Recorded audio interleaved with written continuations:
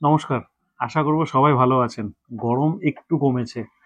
আর যেটা চলছে সেটাকে মেনে নিতে হবে। কিছু করার নেই। এরপরে আমরা কিন্তু সবাই গাছ বসাচ্ছি সবাই। সেটা শীত হোক, গ্রীষ্ম হোক, বর্ষা হোক, এনি টাইম গাছ তো বসাচ্ছি। গাছে খাবার দেওয়ার সঠিক নিয়ম কি? গাছে খাবার দেওয়ার সঠিক নিয়ম কি? সেটা আমাদের জানতে হবে। বা কখন আমরা গাছে খাবার দিতে পারি?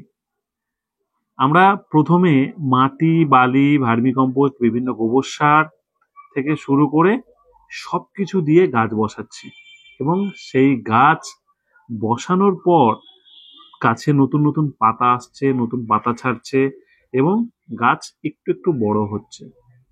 তো এই যে গাছ বসানোর পর থেকে নতুন পাতা ছাড়ার একটা দূরত্ব থাকে, একটা গ্যাপ থাকে। সেটা কিরকম থাকে? ধরুন আজকে আমরা গাছ বসালাম, 1 সপ্তাহ, 15 দিন, 1 মাস, এরকম কিছু কিছু গাছের লেট হয়, যেমন আম গাছ, লেবু গাছ। মানে যখন বাড়ে তো বাড়ে সবেদা গাছ, আর যখন বাড়ে না তো বাড়ে না, কেউ তাকে আটকাতে পারে না, লেট হয়। তো কিছু মেনে নেয় 3 মাস 4 মাস ধরে আসছে না। তো সেগুলোকেও কিন্তু খেয়াল রাখবেন। আমরা নতুন পাতা ছাড়লে গাছে খাবার দেব। নতুন পাতা আসছে, দুটোর জায়গায় চারটে, চারটের জায়গায় ছটা যখন হচ্ছে, তখনই আমরা গাছে খাবার দেব। ঠিক সবজি গাছের ক্ষেত্রেও তাই, যে গাছের বৃদ্ধি দেখে তবেই কিন্তু আমরা গাছে খাবার দেব। আর এটা বুঝতে হবে যে কোন সময় কি খাবার দেব। গাছ বাড়ার সময় নাইট্রোজেন যুক্ত খাবার দেব।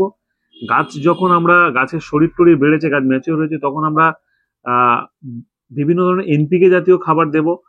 এমন পুষ্টিকর খাবার দেব যেগুলো দিয়ে যেমন কলার খোসার জল, পেঁয়াজের জল, গাছে ফুল চলে আসে। এটা একটা আহ বড় সাইজের ম্যাচিওর গাছ, যেগুলো ফুল ফল আসবে বা ফুল ফল আসার সময় হয়ে গেছে।